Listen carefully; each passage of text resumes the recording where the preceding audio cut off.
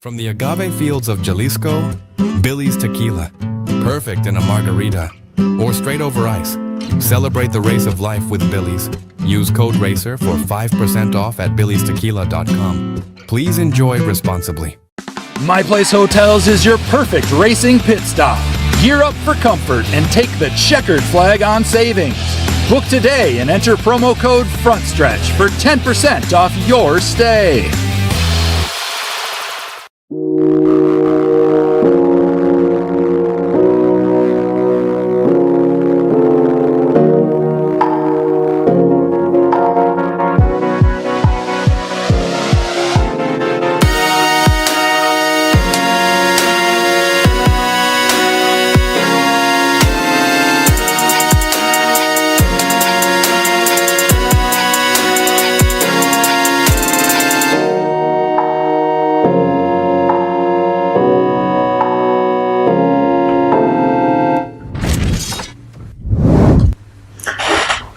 What is going on, ladies and gentlemen? It is another edition of the Frontstretch Happy Hour program. I am back.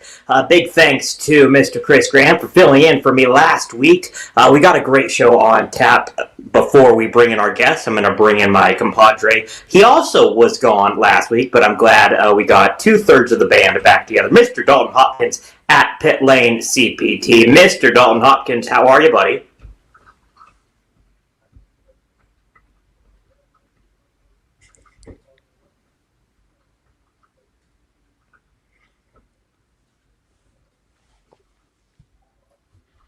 Yeah, thanks for having me. For those of you watching, at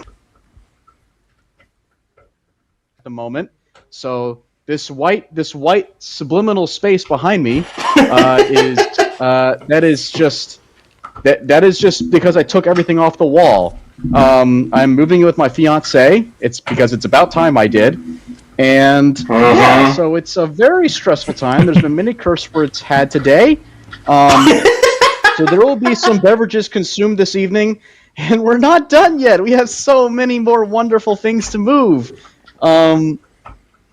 Yay! But on the bright side, we've got Talladega coming up this week. It is. I'm really looking forward to it. I'm looking forward to going to the Boulevard. I'm going to be with Massey. We're going to have a lot of good coverage for you guys. So, yeah, it's good to be back, by the way. I feel like I haven't been on Happy Hour in, like, weeks. You and me both, buddy. You and me both. Yeah. It's been too long. I think the last time was like post Martinsville. So, right? I can't even remember. So yeah, it's yeah, I think so. Yeah, we've got some. Our producer Chris has brought in some new stuff that we're trying out. So everything looks a little bit more professional now. I saw that new graphic, that new 3D graphic. We have 3D graphics now, ladies and gentlemen. That's where we are. We're really moving up in the world. I know. It is incredible. I'm here while we wait for host number 3 to get in. But how about we introduce a guest since we have one? I think we should. He is probably our number one featured guest, Dalton. Is that safe to say, Dalton? Is he our most frequent guest? Because he's also a good pal. He's a very special guest. He is our most frequent, but he's probably our most valuable too. We love John. He truly is. John, there's only one thing wrong about him. He's an Oregon State fan. God have mercy on his soul because he has some terrible, terrible fall and winters. Well, so, I mean, to be honest, you could be rooting for a worse team. There are worse teams to root for. So, I have a Tim Tebow jersey in my closet if I need to break it out. I think everybody in the United States of America should have a Tim Tebow jersey. That man is Florida. Well, I have two of them. I have his national championship jersey and I have his Broncos rookie jersey. So, I mean, might as well. Dalton, you know what you should get me? You should get me a New York Jets. You should get me a New York Jets Tim Tebow jersey from when he spent like 2 months on the Jets and was absolutely garbage because we didn't know how to use him. Well, that's okay. The Jets killed his career. So the Jets kill everybody. We kill everybody. Okay. They killed Aaron Rodgers. They murdered him. Their field killed him, the poor boy. That is true. That is true. Should we just go ahead and get on with topic number one? I feel like Chris, you can sit in on this while we're waiting for our third guest, Mr. John Newby, our good pal from Savage Ventures. You always bring the boom, my friend. So what was your topic of choice? And let's dive on into topic number one, brother. Well, I hate that we have to discuss this every single year, but you got to talk about overtime and whether has it run its course. What is the right answer for situations that unfold like they did at Kansas? Because, going off of, there's been so many races throughout NASCAR in recent years where the leader at the start of overtime did not win the race because of a wreck or whatever happened. But even going off of what Steven Stump, your boys, wrote out the other day, I mean, just Denny Hamlin alone has lost 6 races due to overtime.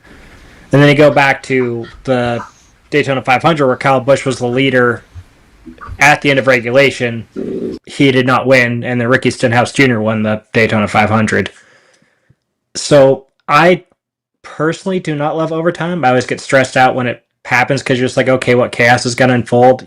Nashville a couple years ago where there was 5 overtimes. What is the best answer in your guys' opinion for fixing this? I mean, I listen. We're never gonna go back to the current IndyCar route. I mean, I was in Long Beach and everything, and if that race ended with a caution with 3 to go, it would be, well, sorry, we're gonna take the checkered flag under yellow. That's just what IndyCar does, and that's what they will do probably for years on end. I wouldn't be opposed if they do a 1 overtime and then you're done. Just so we don't see the Nashville of 2024 or something. Logano won 24. After 18 million overtimes. That was a disaster. Or what we see at every single plate track where we wreck, we bring them all together, we wreck again, we bring them all together, we wreck again. I would be fine with just 1 overtime. But I don't think we should go all the way back to the extreme. I know our other compadre, Michael Massey, would be like, oh, we need to turn everything back to what the 1980s was, blah, blah, blah, blah, blah. We need to do the single file restarts, too, blah, blah, blah, We need blah. Rusty Wallace back. Amen. Yep, 1,000% he would say that. But I do feel like we can get a healthy compromise, Dalton. What is your healthy compromise? Yeah, it's like you said, Brian. I think the days of going back to only racing to regulation are, you know what? Let me rephrase that. I think the days of having a late caution into the race are over. I don't think NASCAR originally wanted to get rid of that just because fans were complaining about it back then because they didn't want to see a race end under caution. And honestly, I can't blame them. It is kind of a bummer to see a race end like that, especially if you have a fight for the lead like we did at Kansas. I mean, arguably, I think Hamlin was going to run away with that. There was no doubt about that because Reddick was in such dire straits. But you also have to, if there's a battle for the lead, like an honest-to-God battle for the lead with 2 laps to go, and then a caution comes out, and that just ends it, yeah, that's no fun. You can't have that, man.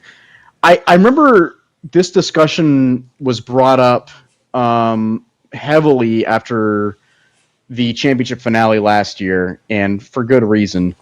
I remember hearing somebody say, hey, with 3 laps to go is the cutoff. But anytime before that, if we're within the final 20 laps or something, red flag, automatic red flag. Just halt the race. So we're not logging laps, and God knows that any caution we have nowadays is going to cost 15 laps at least. So I think that's a reasonable thing to do. IndyCar did that with the Indy 500 a few years ago, and they somehow did it. They somehow reined it in to where they had a 1 lap caution. But if we can somehow master that, I don't know. I don't think we could, but I think if you do red flag it, especially, I mean, look at where we're going. We're going to Talladega, right? I can guarantee we're going to have a red flag at some point. So God knows we're going to have a caution within the last 20 laps or something in one of the races, whether it's O'Reilly or Cup. That's going to happen. So, but wouldn't it be nice if we didn't let that caution log like 10 laps so we could get more racing in? I feel like that'd be the smart move. But at the same time, I don't want to see a caution in the race. I want to see them race to the green flag. So I know that's kind of hard to do, to guarantee if you get rid of overtime.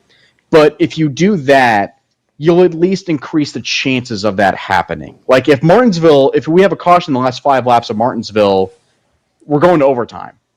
But if you red flag it like as soon as possible and say like maybe give them like a quick 1 lap to pit or something like that, like you can still get it restarted, even if it's like 2 or 3 laps to go. So it helps out the competition, but I think that the idea of overtime, I still like the idea of overtime personally, but I understand why people are upset by it, especially with what happened to Kansas, especially with what happened in the championship finale last year. I mean, that's the hard part. And the one thing I do find interesting about this whole conversation is overtime has led to some craziness in the days of winning you're in. Because if you think about it, like that Richmond race, Austin Dillon was going to win before the caution. But then overtime happened, and then obviously he wrecked Denny and Joey on the last lap. So, does that still happen in the chase era that we are in right now? That's the part that I struggle with, because over time, you'll still have late restarts where people do stupid things, but then also it's a little bit calmer now because of, the fact that everyone just wants good points. So I just don't know, the best way to approach these situations. Isn't there something to be said? Go ahead, Chris. Sorry, buddy. My brain goes to the Hail Melon. Yeah. I guess he needs a point or two either way. In that respect, he needed a point or two.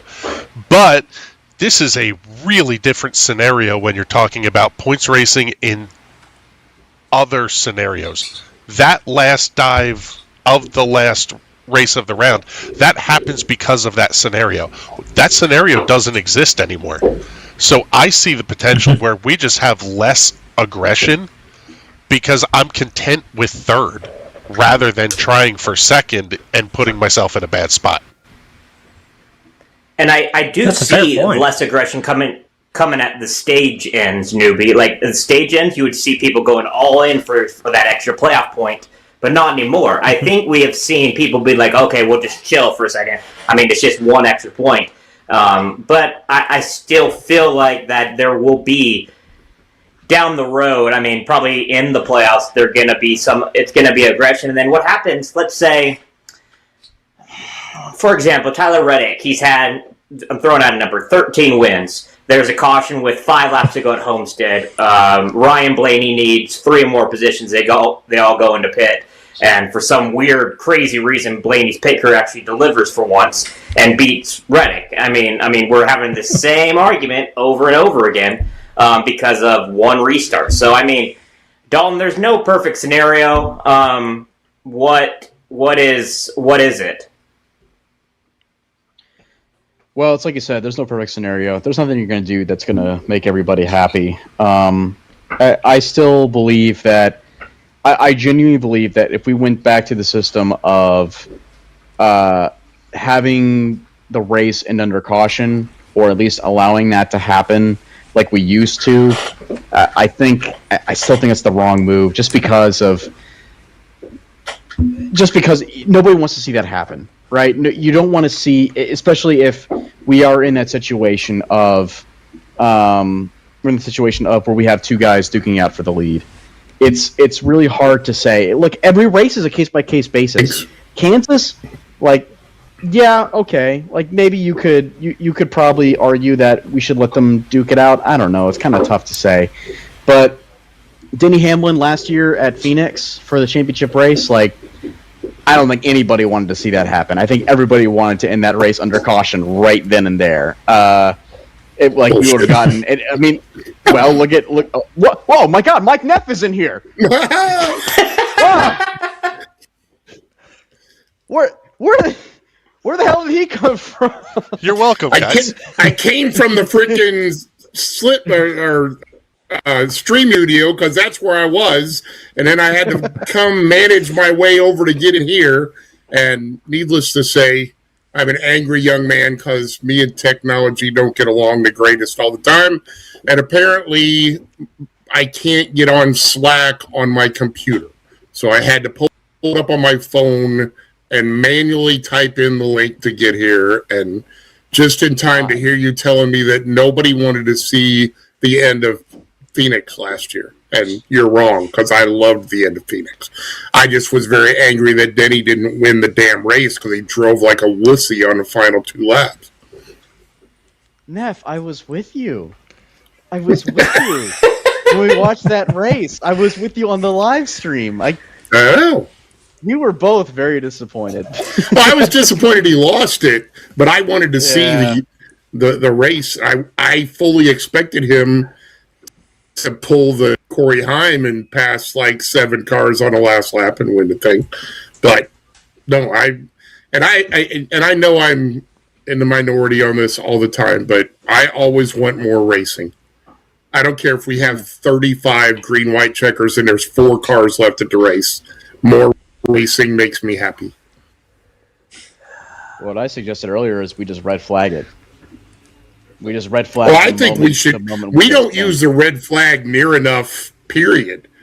They should red flag the end of every stage. I mean, can we get rid of that whole fiasco? But yes, I'm on board with that. Hi guys, glad to be here. Thanks for having me. Thanks, Neff. Appreciate it.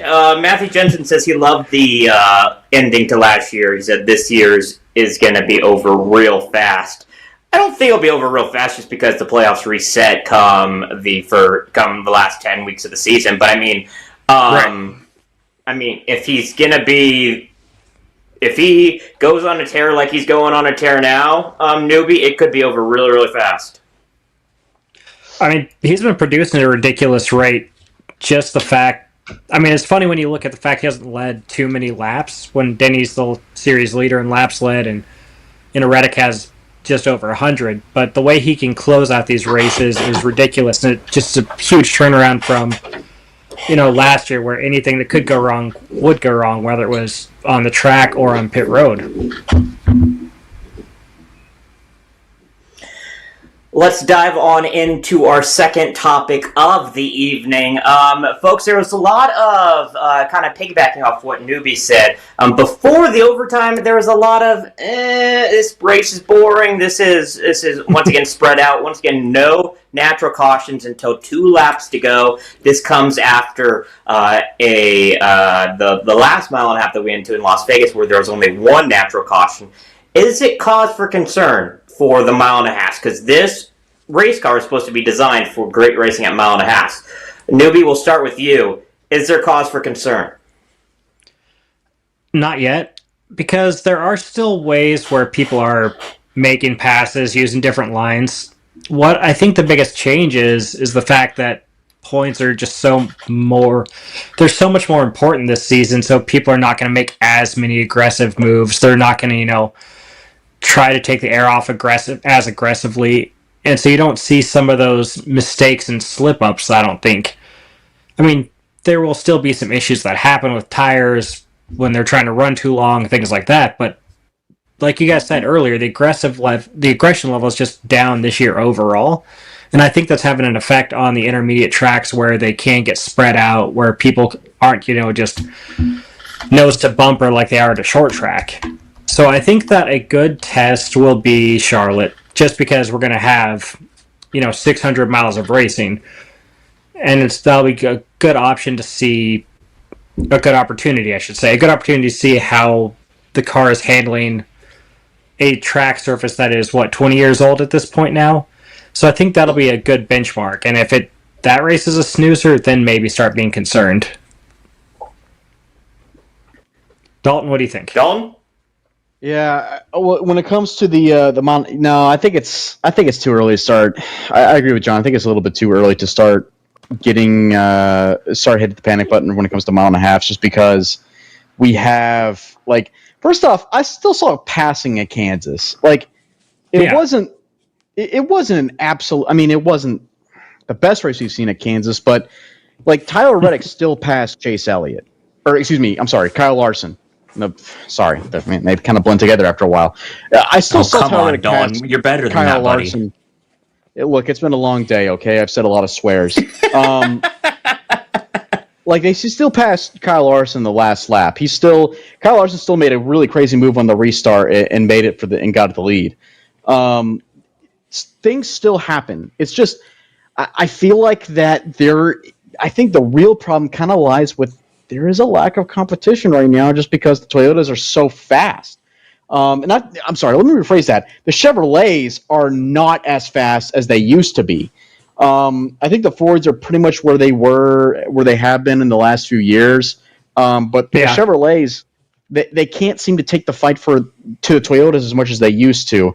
They're still competitive, but just not in the level that they were or they have been for the last 3 or 4 years. So I think that's kind of why you saw Denny Hamlin, Tyler Reddick, other Toyotas up there fighting for the front, Christopher Bell, all those other Toyotas up there, and there wasn't really a whole lot of challenge for the lead. I don't think it was a car problem. I don't think it was a track problem. I think it was just maybe a body problem. The fact that Chevrolet has a new body, and they clearly are still trying to figure it out. I mean, all the Chevrolet teams have even said it themselves. We're still trying to figure this thing out. So it's a little bit too early to start hitting the panic button there yet. I still think that the mile and a halves are fun to watch.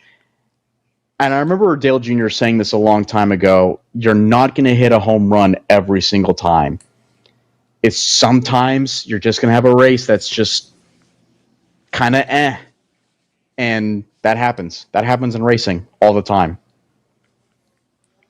Ness, what was the reaction like for you and your co-hosts on the watch party on Sunday? Were they bored? Were they intrigued?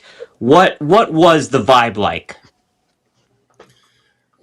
I don't know for sure what Trey Lyle had going on. He seemed very distracted over the last half of the race. And I understood it because I felt like most people were just watching a race. They weren't watching heated competition. And to be fair, I'm with Dalton. The first stage at Kansas was great. There was passing all over the place for the first stage. And then the second stage rolled around, and it was like, what happened? All of a sudden, we were just kind of parading. Every now and then, somebody'd make a pass. Oh, we're going to have a pit stop, and a few people are going to screw up, And oh yeah, by the way, Kyle Busch still sucks bad. But that was just that was the race, and it just, and then we got to the near the end, and things kind of picked back up a little bit. We still get to see Dale. God, we still get to see Ryan Blaney pass more cars than anybody else every weekend because his pit crew continues to have struggles. I'm dumbfounded how. And to be fair, it's not just Blaney's. Most of the Penske organization's pit crews are average. And that's very shocking considering that that's always been a strong point for Penske racing across the board. But it was, I was pleased at the beginning of the race. Then I was disappointed in the middle of the race. But then you saw a 4-wide move for the lead at the end and Reddick running people down. And let's face it, Kyle Larson was on the outside going down the backstretch. I'm like, this race is over. He's going to put it on the wall going through 3 and 4 and just pull off to like a 2-second lead on the last corner. And he didn't. Reddick threw it to the bottom and beat him, flat out beat him. So that the end of it was great. I don't. I will always argue, and I've argued since the car tomorrow and the stupid splitter came around, that we need to get the front of these cars off the ground. Problem is they won't, because they're terrified of another Quapple incident this past weekend. So they don't want air getting under the car at any time, and that is a major hindrance to coming and going on any racetrack, but particularly mile and a halves. I find it funny that you bring up the Quapple incident. Just bring it up. Oh, yeah, we need to get the cars off the ground because they're afraid of a Quapple incident. Well, the Quapple incident still happened, and those cars are still, low to the ground. Yeah. So I started to think that you just can't really do anything about it. Yeah, it's going to happen. They just want to minimize it, but somebody in Daytona is absolutely terrified of cars taking off, and it has hindered us for 30-something years.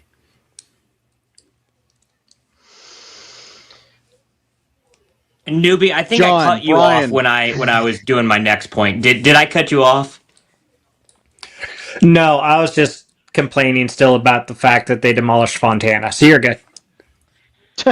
Don't even start right there. I am on board with you, my friend. Fun fact, though. They got that track to where it was really a good racetrack, and then they're like, okay, let's tear the son of a bitch down. I just don't get it. Speaking of, though, Fontana, guess who I saw at the IndyCar Long Beach Grand Prix on Sunday? I saw the former president of Auto Club, Dave Allen. Nice. He was there. He was there as a member of IndyCar, so I thought that was a little odd. Yeah, every time I go to California in the LA area, I always think, what could have been, It's just, It's sad. Let's dive on into our third point of the evening. Once again, this is the Frontstretch Happy Hour program. I am your host, Brian Nolan. Dalton Hopkins. We got the grumpy old man and Mike Neff, and from Savage Ventures, Mr. John Newby. Dalton, what did you want to talk about this evening, buddy? Yeah, there's been a lot of talk about what was revealed by Adam Stern and what was said by the NASCAR Executive Vice President John Probst, in which he said, so I'm going to just read the tweet right now. NASCAR EVP John Probst is helping plan the future of stock car racing into the 2030s, including evaluating the potential of one day using its crossover utility vehicle EV in the O'Reilly series, as well as experimenting with a hydrogen combustion engine. And then there was another tweet that came out a little bit later that said, John says CUV could give the NASCAR O'Reilly Auto Parts series clearer identity.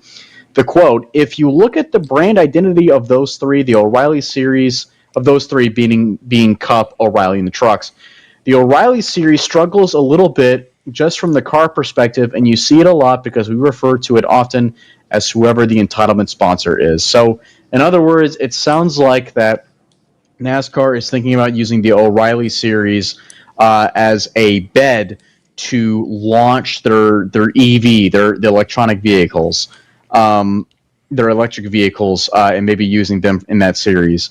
There's been a lot of pushback, and I certainly understand why, because the O'Reilly series, a lot of people believe, including myself, believe that the O'Reilly series is the best series that NASCAR currently has right now, just because of how competitive it is and how well they race those cars together. I have said numerous times on this very podcast that they should just use the O'Reilly cars as the Cup cars instead of investing however much money they did into the Cup series. But they want brand identity, they want manufacturer identity, which I understand. But here's the problem that I have with the idea of using EVs to bring brand identity, in that the current car they have right now, there's only Chevrolets and Toyotas. The Ford is completely backed out. They don't seem to really want to be invested into the O'Reilly Auto Parts series. So I don't understand what they mean by saying, oh, we need to bring the EV cars in there to let Chevrolet and let Toyota and I guess let Ford bring a little bit more identity into the series. There's already identity in the Cup series. There's a huge activation in the Truck series for Ram. Those cars, they still have the logos on them. I understand you want the cars to look like they're stock, but everybody there knows it's not stock. You want the cars to look like they're stock, invest in the Cup Series. And that's where your cars are going to look the most like your showroom cars.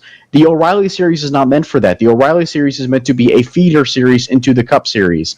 And now what you're going to do is you're going to bring a car that a lot of young kids that go through this sport are going to drive before they enter the Cup Series, and they're going to get used to that EV car, and they're going to go in the Cup Series, and they're going to get their butts kicked even more than what they are already now. So, and not to mention, you're also taking away a lot from a series that has just got some fantastic racing. Half rant over.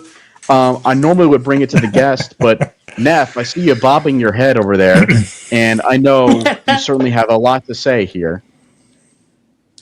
I mean, preach to me, brother. Preach to me. O'Reilly has been the best competition almost week in and week out for the last at least 5 years, and probably more like 10. And it just, and as you mentioned, this is the feeder series. This is where racecraft is established and honed and improved. Yes, you learn a lot running late models on local short tracks. Then you get to the trucks and you get to start experiencing bigger tracks. You get to ARCA and you get to experience the bigger tracks. But until you get to the O'Reilly series where you are truly competing and racing against people that have similar levels of experience on similar size tracks that are getting ready to go to the Cup Series, I mean, that's where you develop the finer points that get you to that final level. And if you throw this into EV world where you have instantaneous throttle response and motor braking is a whole different level than it is in a combustion engine. And the other part that just, I've watched electric racing. I watched Formula E when it first came out, and I was actually intrigued by the fact that they switched cars in the middle of the race. I thought that was one of the greatest things somebody ever came up with. But I grew up in the 60s, for goodness sakes, and have loved the sound and smell of race cars ever since. And now you're talking about removing the two biggest things besides the competition that attract people to the sport. That is the sound and the smell of being at the racetrack. And you go to cars running around sounding literally like a I don't even know how to describe the sound of an EV. It's like a whoosh. It honestly, and I know none of you guys are old enough to remember this, but it would sound like an entire race of the turbine from back in the Parnelli Jones days at Indy. When the turbine went around the track, you couldn't hear it. It was just a whoosh when it went by. It was wild. And that's what we're looking at if we go. I mean, hybrid I get. IndyCar obviously runs the hybrid thing, which I thought was very weird this weekend during the Indy race when somebody had their hybrid system basically fail. The car was immobilized. I'm like, how can you have I understand the hybrid thing, but how can the lack of hybrid completely immobilize a car with an internal combustion engine? That made no sense to me. So I get the hybrid idea, and that could work maybe, but pure EV is a death knell for any kind of racing in the United States. John. For me, I think Matthew Jensen said it best. F1, it's going well in F1, right? Yeah, I mean, newbie, you correct me if I'm wrong, but I felt like we heard this during the very first year of the Clash in LA, and I mean, it's still second. Okay, second. My bad. Thank you. But I mean, nothing really transpired from there all the way to here. So I think let's just calm it down a little bit. I think, sure, there may be some things that are going to happen down the road, but I think for now, it's going to be fine. But I mean, when you have a guy like Dale Jr. on Twitter disagreeing with it emphatically. I think, because Dale is kind of like God in the NASCAR world. When Dale talks, everyone listens. So I do feel like his impact and him not agreeing with this is going to go a long way. Now, obviously, NASCAR doesn't take everything that Dale says and puts it to paper. I mean, it's not called the Dale series, but he does have a big impact. Yeah. So I think that's just a little bit. But I mean, newbie, I do feel like we need to take a step back and be like, I don't think this is going to happen anytime soon. I agree, and I'm glad that you guys brought me last because there's a couple different things I wanted to cover, and you better articulated the actual finer racing aspects of the conversation. I do agree that it's not going to happen anytime soon, if it does at all. Just because you see like the main automotive manufacturers be like, oh, we're going all in on electric, and then they kind of back away when the sales don't show up. What I do find interesting is I covered a couple of the Nitro Cross events, back when Travis Pastrana was running that series before it went defunct. The first one I covered, they had their top level cars were internal combustion engines, and their secondary series, their version of Xfinity or O'Reilly, was also internal combustion engines. Then the second one I covered, they had the top series in the all-electric 1,000 horsepower FC1X, which, to Mike's point, it was just a quiet race watching these things just go around a dirt track and jump. The races were entertaining to watch, but you had no noise. And then the secondary series still had the internal combustion engines, and those things, they still put on a great show. They had like half the power. They didn't have instantaneous torque, but they were just slide around. They had like the audible experience. Like they were still flying, beating doors, going over the jumps, and it was a much more exhilarating race to watch. So that's something I'm also afraid of just completely killing a product with these, electric cars.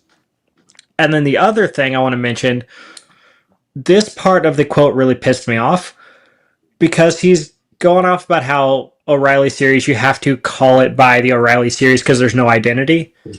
They did that themselves.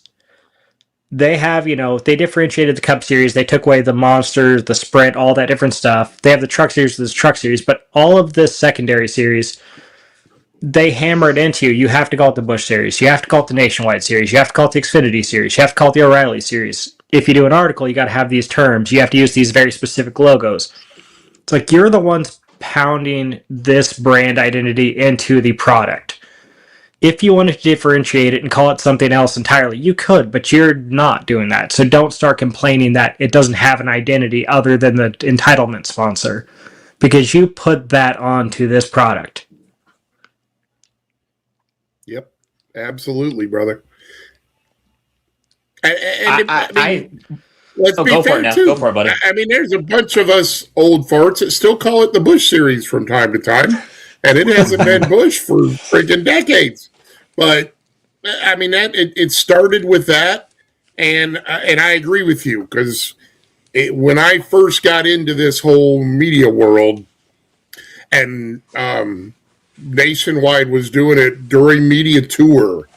That was part of the presentation at the media tour, was going over how you had to brand it as Nationwide and you had to use specific things in your articles.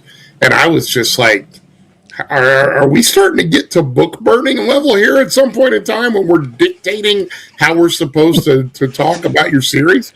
But yeah, that was absolutely true. They steered us down this path for what's going on 40-something years. And now all of a sudden they're getting heartburn about it. They need to check themselves in the mirror. Saw somebody just comment, is it too late for Grand National to return? And I got to be honest, writing the NASCAR Grand National series would be a lot easier than writing out the NASCAR O'Reilly Auto Parts series. Remember we had the NASCAR Gander RV and Outdoor Truck series? Sure do. Good Lord. That's just almost as bad as no apps. Nope. When I first saw no apps, I'm like, what is that? Yeah. I mean, that guy's at point, least it's Grand better than what Nationals. Ed Lane calls it.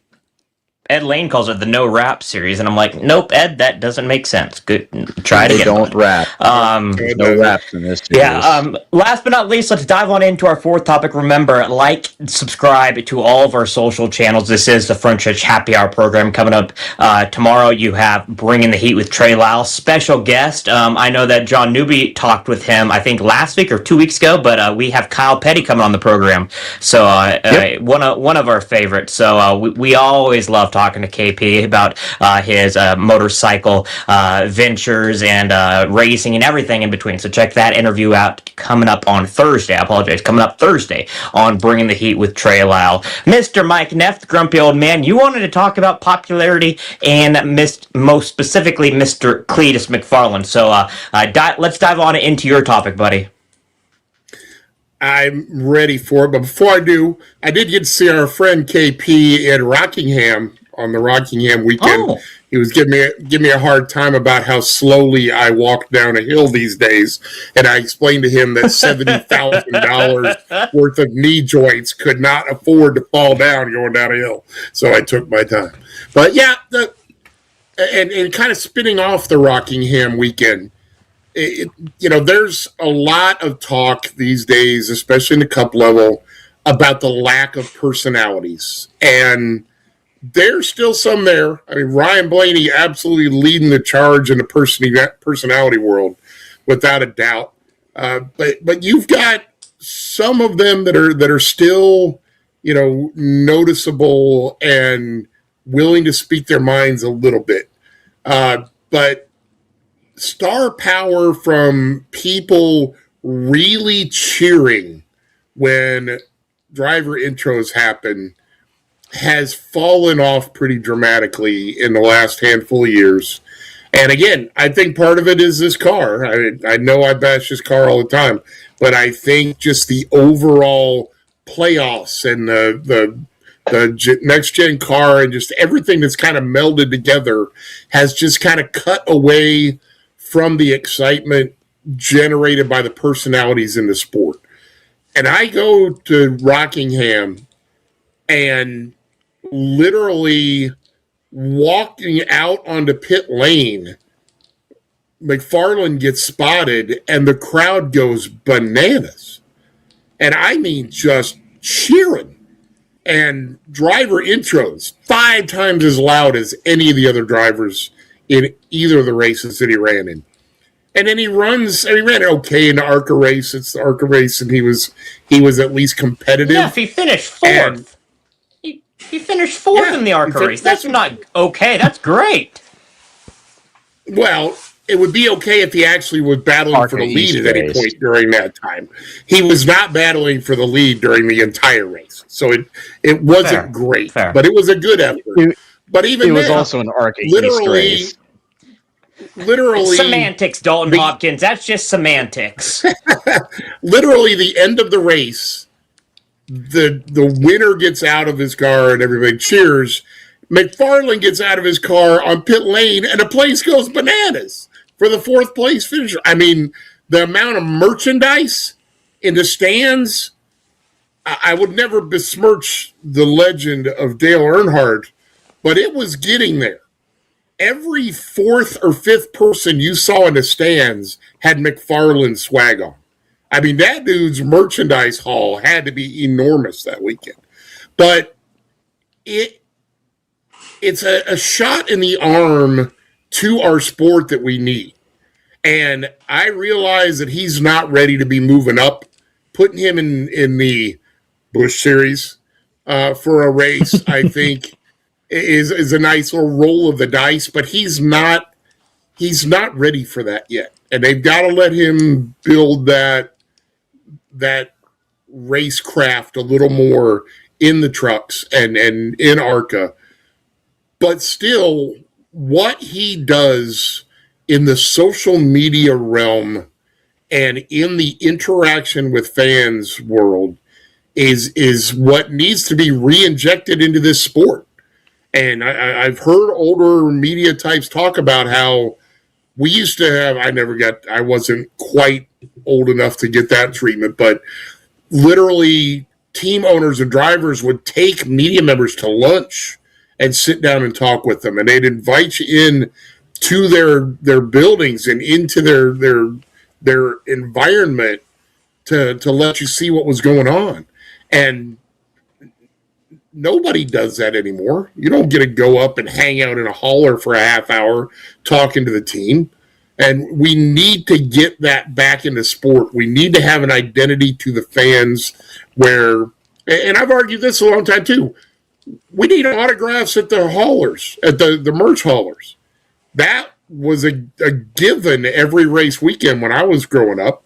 And then when they condense these weekends down where the schedules are a lot shorter and the corporate involvement is much bigger to where the schedule is so regimented for the drivers, they can't get out to interact with the fans. And that needs to stop. There needs to be an opportunity for fans to physically interact with their drivers every race weekend. And McFarland is bringing that back. And I truly hope that the rest of the sport pays attention and realizes how important it not only is to the sport, but to the fans of the sport, and bringing more of them back. I just, hey, Chris, can we bring up that comment that you just brought up about Talladega Nights real fast? I think it was Flyboy_gospel or something. Yeah, there it is. Thank you, Chris. Yeah, let's read this. So, Flyboy Gospel writes, Cleetus isn't an issue as fans are. To them, NASCAR is a meme. Talladega Nights is a documentary to them. So, I will agree to an extent. I think that's how this started. However, I think if anybody saw Cleetus race Rockingham in the O'Reilly series, I think they'll quickly realize that this isn't just a sport that anybody can just pick up like Ricky Bobby and Talladega Nights and just start winning. Right. This isn't a redneck Talladega Nights documentary. I'm not saying anybody here believes that. I'm just saying like those fans probably saw him almost get crashed. Maybe was it like 3 or 4 times, spun like 3 or 4 times in that race, and he struggled. But he didn't in an hit RCR anything. car. He did not hit anything. He didn't hit well, anything. And maybe that's a testament to how Cleetus is with car control. And there is an argument there. The guy does do. He is known for his stunts with cars and his knowledge of driving, and But despite that, he still struggled, and he struggles in just about every race he's in. And I think that really goes to show, like, hey, this is hard. This is not easy. These guys are these guys are in these races because they've been doing it for their entire lives. And even some guys who have been doing it for their entire lives, they still don't get to the level that, let's say that Todd Gilliland is in. Let's say that Noah Gragson is in. Even the drivers that aren't that successful in the Cup Series, like those guys are still considered the best of the best when it comes to stock car racing, and there's a reason for that. Mm-hmm. You can't just pick it up and do good at it. So there is a level there. Now, considering what you were saying earlier, Neff, about about driver recognition and star power, I think that a lot of it does go there. I personally believe, and I don't think this is all of it, but I personally believe sponsorship, this whole thing that we don't have year-long sponsors, I genuinely believe that is a huge part of it, because look at it this way. If you have a driver, let's say, let's go with Chase Elliott. If he was sponsored by Napa the entire year, Napa would be associated with Chase Elliott a lot more. And Chase Elliott would be recognized a lot more, I personally believe, because while Napa is giving Chase Elliott where Chase Elliott is giving Napa exposure, that would go both ways. Whereas Napa, I personally feel like, would invest in Chase a little bit more and have Chase Elliott posters when you walk into their stores. I remember when I was younger and going into a Home Depot and seeing Tony Stewart stuff all over the place, and going into a Lowe's and seeing Jimmy Johnson stuff. Like those sponsors, if they invest all of this money, they invest let's say a year-long sponsorship brand, you would see a lot more activation in their stores and a lot more activation in their brick and mortar areas. But you don't see that anymore because they only have so many races sponsored nowadays. So in return, the only time you're going to see a Napa colored number 9 Hendrick Motorsports Chevrolet is when you're actually watching a NASCAR race. You're not going to see that in a poster on a store or something like that. I mean, you probably will in some locations, but I'm just giving an example, right? This is Sure. There's not enough recognition anymore, and I think the idea of these guys are so vanilla, I do agree to an extent.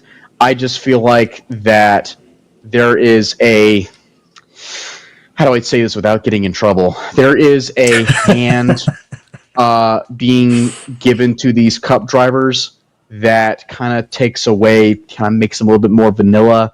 There's perhaps some coaching of the PR variety that certainly kind of... There's a lot of that. There is a lot of that. Let's say neuters them a little bit. So let's just leave it at that. Let's just leave it at that. So I'm Jimmy Johnson. Boom confetti. Commercials. Another example. Another example. That's a good commercial. Like, I would love to see. I think I saw the Denny Hamlin at Domino's Pizza. He was sponsored by Domino's Pizza. Remember that? Like, that was a great commercial. PJs. That was a good commercial. Like, I feel like that was like one of the last best. I like your PJs. Good NASCAR driver commercials. John, I haven't heard anything out of you, and I'm so curious. John, El Presidente NASCAR. Well, I was frantically trying to find a question that I'd asked Kyle Larson when they announced his extension with Hendrick Cars, because I flat out asked him, hey, how important it is for you guys and how big is it for you as a driver that you do have the year-long HendrickCars.com sponsorship. And both him and Hendrick Cars, whoever their executive was at that press conference, they said that was a huge deal for them because A, it's Kyle Larson, he's a very talented two-time champion, but also it's that brand recognition. People see the Hendrick Cars colors in the Cup Series and go, oh, okay, it's Kyle Larson. It's not like Hendrick Cars is on this guy 1 week, it's on this guy 1 week in the Cup Series. Obviously, they have that issue in the O'Reilly Series where there's multiple people running that scheme, and in the Truck Series, but in the Cup Series, that is huge because it's that year-long sponsor for Kyle Larson, who is one of the most successful drivers we have. So to your point, Dalton, that's a huge thing that helps build his recognition. Even when he's a quieter driver, he still has that brand visibility. The other part that I have noticed over the last few years is some people see the YouTube avenue, the social media avenue of ways of connecting with their fans, and they've tried to embrace it. Like John Hunter Nemechek and Daniel Suarez were both doing pretty good work with their, like their race vlogs, giving peeks into their lives. Chase Elliott did it for a while, but then he kind of just tapered off and stopped doing it.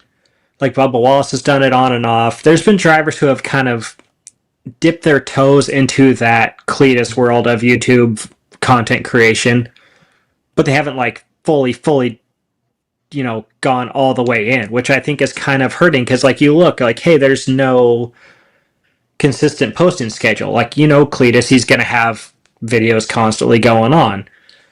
Whereas like some of these drivers, they may have a video this week, they may have a video next week, then nothing for like 2 months.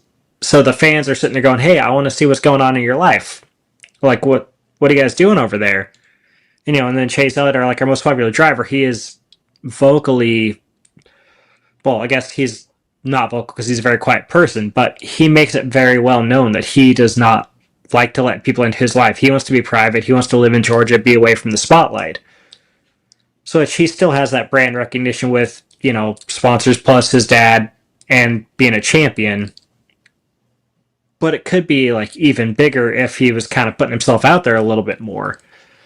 So I think that's part of the problem is like they see kind of the potential, but they don't go fully investing into it. And they're not there yet with their efforts. And then the other guys who do put in a ton of effort, like Noah, the RFK guys, they haven't won a lot. So you can have like a big personality, you can have a huge presence, you can work on building fans, but if you're not winning all the time, you're not getting that TV time. Because Mike, like to your point, Noah constantly does merchandise signings at the Holler, and he makes a point to tell people like, hey, just show up. I'll do an autograph signing. I'll do it for free. You don't have to worry about getting wristbands or anything. Just, hang on out. I'll sign your forehead, whatever. But he's not winning races anymore, which is the tough part. So he's putting in effort, but like if Noah started winning a bunch of cup races, I think he could be huge. Like he could go back to winning the most popular driver and stuff. I agree. So it's got to just be like that perfect combination. You need the effort, you need the willingness, and plus you need the success too. Completely agree, brother. The thing is, and I was talking to a couple of people about this in Long Beach, just about NASCAR in general. They, like when, and I was even talking to our compadre Michael Massey about this. I was like, name me 5 drivers that people can name off the street that are not NASCAR fans. And obviously, number 1's Bubba, for good and for bad reasons. Yeah. And then the other, you know what people would probably say second? Jeff Gordon, Dale Jr. I mean, that is not a good thing. And I mean, the NFL never has this problem. I mean, the NFL spits out superstars like they're chocolate on Easter. I mean, Josh Allen, Joe Burrow, Pat Mahomes, Lamar Jackson, so on and so forth. Soon to be Super Bowl champion Geno Smith of the New York Jets. That's my dream. But you know, that's okay. But I mean, there's a serious problem, and for Cleetus to bring in this new energy, and I mean, what race was it? I think it was Las Vegas last year. I get in my Uber, and the guy starts talking to me. I'm like, yeah, I'm a reporter for NASCAR, and he's like, oh, have you interviewed Cleetus? I'm not a NASCAR fan, but I watch Cleetus's videos, and he's awesome. I'm like, what? Like, he has no idea about anything regarding NASCAR, but he knows Cleetus. And listen, I personally, I don't get, like, the hype around him. I think he's awesome. I think he's a great soundbite. But the fact that he's trying this, more power to him. And if it helps bring NASCAR into mainstream, that by all means, that's a good thing, Neff. And I do feel like if he starts running not just decent, but solid, I think it could be a very, very, very good thing for NASCAR. Completely agree, brother. It is a shot in the arm, and if it's allowed to play out, it could be really great. But at the same time, as Dalton pointed out, it needs to be a gradual process. And if they work it right, it could even build it bigger, because you get to stick with him and come from the ground up. That's always been an argument in the last, 30 years in the asphalt world, is at the local level, you don't get that kind of popularity and that kind of fan engagement because the drivers aren't around long enough. Look, Lee Pulliam is an exception. And let's be fair, I don't know if he's still there, but as of the week after Martinsville, he was still the number 1 driver in merchandise sales in the O'Reilly series. So he is there and has that following because he's been at the local level forever. And that's where that has come along. You know, Sam Ard, Jack Ingram, guys like that were at that local level for a long time and built that up. The rest of these guys are there for a year or two, and then they move on up. And that was one of the things for Josh Berry. I mean, Berry ran local for a long time. Not a really long time, but a long enough time that he built a following, and that following is still there with him today. That you get these people, you got to build it up, and you do that by spending years in the development series you get to Cup. And that's where I hope with Cleetus that he runs trucks for 3 years. I know they're not going to let him do that, but he should run trucks for 3 years before he really looks at a full-time O'Reilly spot, because that would be the way to really build him up and draw more interest into the sport.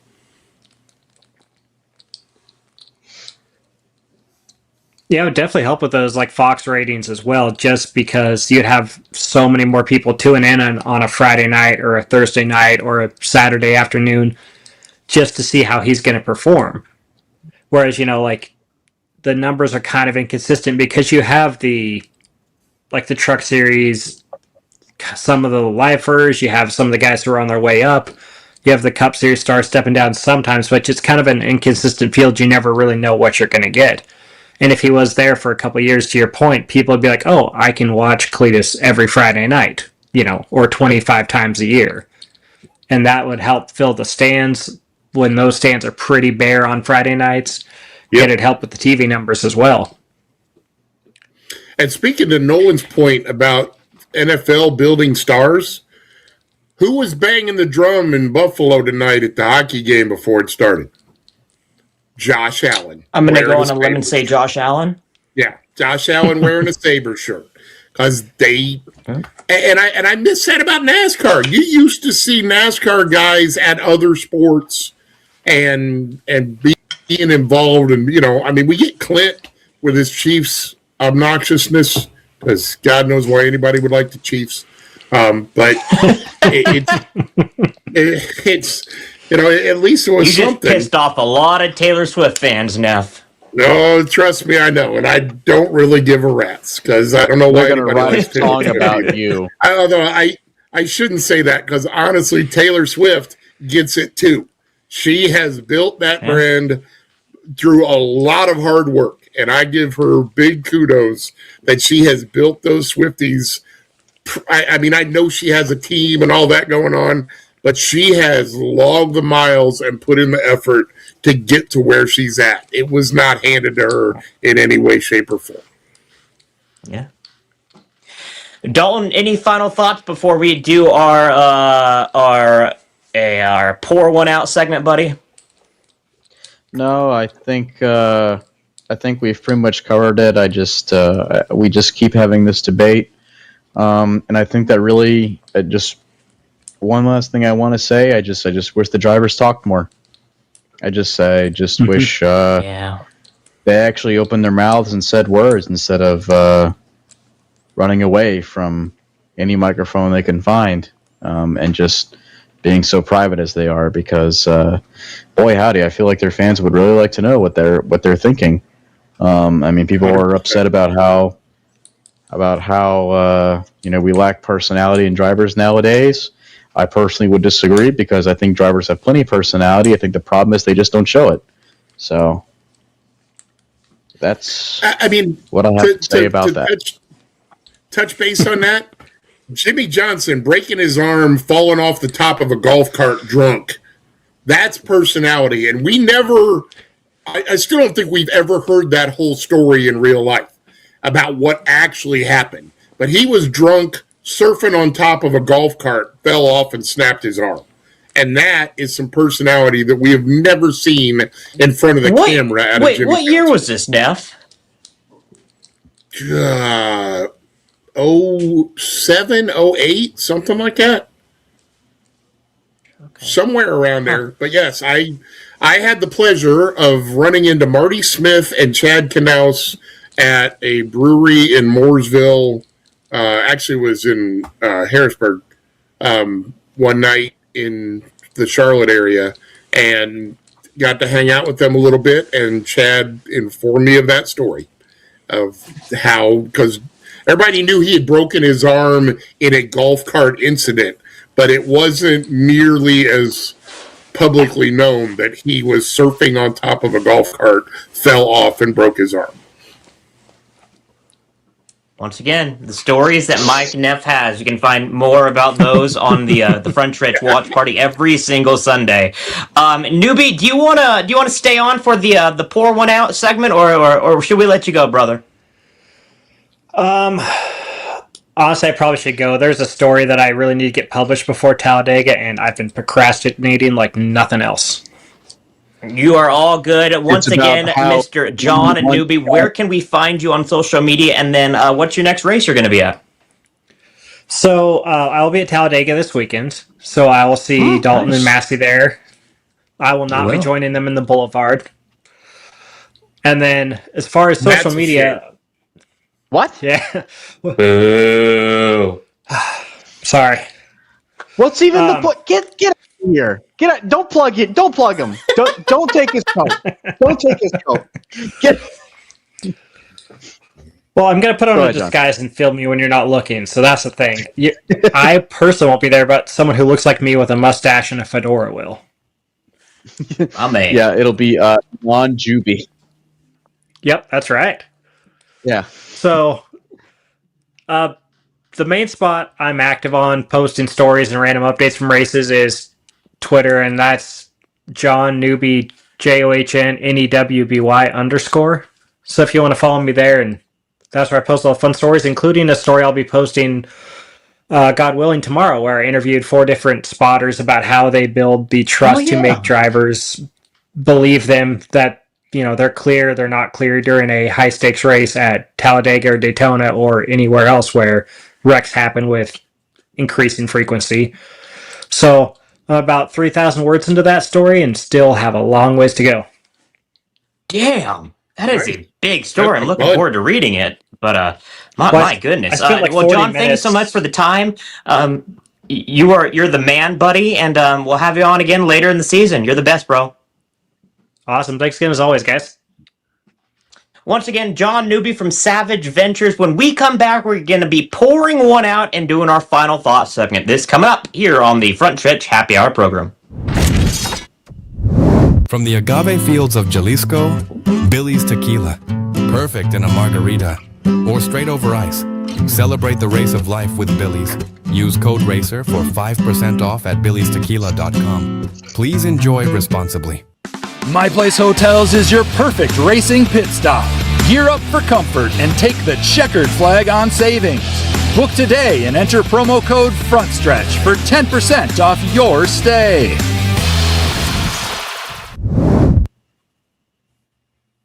Once again, the Pour One Out segment presented by Billy's Tequila, wherever you want to give praise, you want to give kudos, you want to, look at that beautiful. Even while he's moving, he still has Billy's Tequila. I'm pretty sure Dalton's going to be drinking a lot of that after the week that he has had today, or the week that he has had.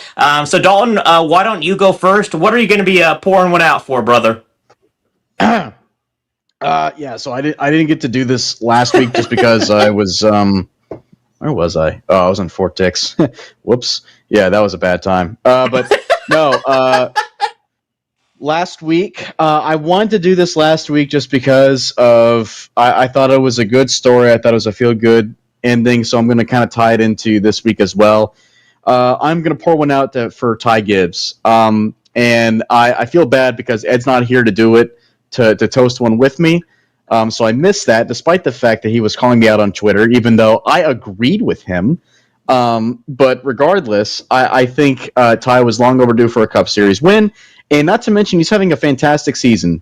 He's having a really great 2026. He's already got 7 consecutive top 10s. I feel like he's probably the second best Joe Gibbs driver right now. So I'm pouring one out to Ty Gibbs, happy that he's finally coming into his own, and he's really proven himself as a good Cup racer. So fun fact for those that don't know, Mike Neff collects shot glasses. Neff, I got bad news for you. I looked in Long Beach. I was very jealous that Dalton was sitting there pouring one in a shot glass that I don't have. That makes me very sad, Mr. Nolan. I know. I'm sorry. I did think of you on Sunday morning. I did think of you, and I was like, dang it. I'm sorry, Neff. You always think of me, and I appreciate it. I try my best. But who do you want to pour one out for on this evening, Mr. Michael Neff? This is going to be an interesting one because I've wanted to pour this out all season, but I haven't been on Happy Hour because I don't get invited by you guys, but I'm going to start being a squeaky wheel to get on here more often. I'm going to pour one out for a gentleman that I got to see perform live numerous times back in the early 90s and who has now embraced his new life and is showing the world how his level of competitiveness can breed into those people around him the level of competitiveness needed to be champions. And that is one Michael Jordan. I was in Chicago for the first 3 titles. I got to see Michael Jordan play in person quite a few times, and it was amazing. But you look at him now, and you watch the people around him, and you can just tell that him being there, as much as he's being there, is elevating that team to another level. And his desire and his passion for NASCAR and for his guys is pushing that team to another level. And yeah, big pour out. Honestly, what I wanted to pour it out initially for was him taking NASCAR to school and actually winning a lawsuit against them, because there's a lot of other people who have tried that and failed miserably, but he pulled it off. But just the way this season has started out, and I you can have all the conspiracy crap you want, and I know Chevy's struggling some, and that's an interesting with the kind of money they've got behind him. But the fact that Tyler Reddick has gone to a whole nother level as a driver, and that his pit crew has continually, performed at the time that they really need to perform to give him shots in these races and help him close the door, close the deal. It's coming from the top of the house, and that is from Michael Jordan. And he, being as involved as he's been, and as a track as often as he is this year, I truly think is making a difference in the success of 2311.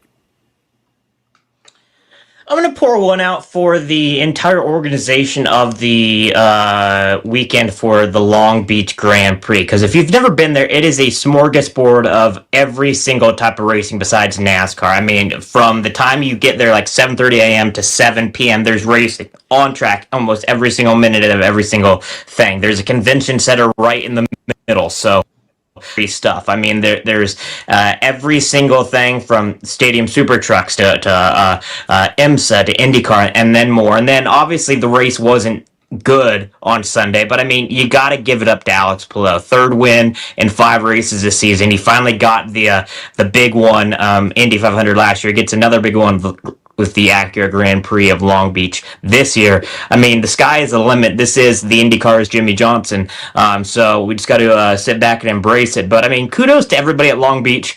It's always a great time. I wish the racing was better, but I mean, if you are a fan of racing, you should be going there at least once in your life, because it is pretty damn good. That is for sure. You know what else is pretty damn good? That is the great writing of Mr. Dalton Hopkins. And I know that he's been going through a lot with moving and everything, but Dalton, you get to relax and chill this weekend by hanging out at the Boulevard with Mr. Michael Massey Jr. III. Give us a little sneak peek of what you're going to bring to the table coming up this weekend. Yeah, I've actually got one story that I'm gonna be working on. I started last year and never really got to finish it. I'd like to bring up the Talladega Boulevard itself into a story. I'm gonna try to include that, and then whatever else is happening out in the world, on the track. I actually got an interview with William Sawalich this weekend as well. He went out and he's been doing a lot of stuff globally. He went to Africa over the off season, so I'm going to go talk to him about that, about his ventures across the globe, his globe-trotting adventures, and yeah, you can check that out whenever it's released. But and of course, follow our coverage. We work really hard, despite the fact that we'll be on the Boulevard. We'll also be working really hard for all of you wonderful people out there. Mr. Michael Neff, me and you, brother, coming up Sunday. I hope so. I've missed you, man. You've been running around at Phoenix and Long Beach and stuff. I hardly get to see you, so I know. Glad you're going to be there with us. I hope we get a crowd at the watch party is all. I'm trying to build this thing up, and I'm still trying to get us some guests. One of these days, we're gonna have a heavy metal legend come on with us. I've also had a former member of Door Bumper Clear that has mentioned they may be willing to come join us at one point in time. I've tried to get a couple old crew chiefs to come in, give us some insight from the crew chief side of stuff. So you never know. But the one thing that I'm not sure I liked tonight is that I didn't get to do a Billy's Tequila read the whole time, and that's become a staple on our watch party. So give a big shout out to our Billy's Tequila sponsors, man. Those guys are great. They take such good care of us. And I invariably, it's so funny on the watch party for those of you that haven't been there for it. If I go, 40 or 50 laps without a Billy's Tequila read, people in the comment section are like, you need to get the Billy's Tequila read in. You're forgetting the Billy's Tequila reads. So they've fully embraced our sponsorship with Billy's Tequila, and we love them for it. But come hang out at the watch party. You never know what we're going to talk about. Trey Lyle's getting ready to get married, so we're raking him over the coals left and right over that. He's also a Virginia Tech fan, which apparently the people that learn how to skydive at Virginia Tech are not very good at it. So we got to go through that this weekend. Mike Massey shows up on occasion and still doesn't know where his front stretch hat is, which I should have given y'all grief tonight because none of you have your front stretch hat on tonight. I'm very disappointed in that. But the watch party is just a cool way to experience the race. You're still watching a race, but you get to cut it up with us and get some different insight, and you never know what kind of stories are coming out. So if you get a minute or 30 to hang out with us, come in and say hi. You never know who's going to be there from around the world. We have people from Japan and New Zealand that come in and join us, so check it out. We talked about types of grass a couple weeks ago. Shout out Bermuda grass. Big fan of that. And not the grass that you smoke. So all you degenerates out there, I know what you're really thinking of. No, but Nancy brings that up sometimes. True. It is always a good time, so I definitely check that out. But big shout out to everybody that supports the program. Big shout out to our producer, Chris Graham, hanging out with our crazy knuckleheads that we are. Coming up next, though, Bringing the Heat with Trey Lyle. Had a little bit of a brain fart. I was like, what's coming up next? Bringing the Heat with Trey Lyle with guest Kyle Petty. And then he got Through the Gears and Stock Car Scoop. For Dalton Hopkins, Michael Massey will be back next week. Chris Graham, Mike Neff, I am Brian Owen. This was another edition of the Frontstretch Happy Hour program.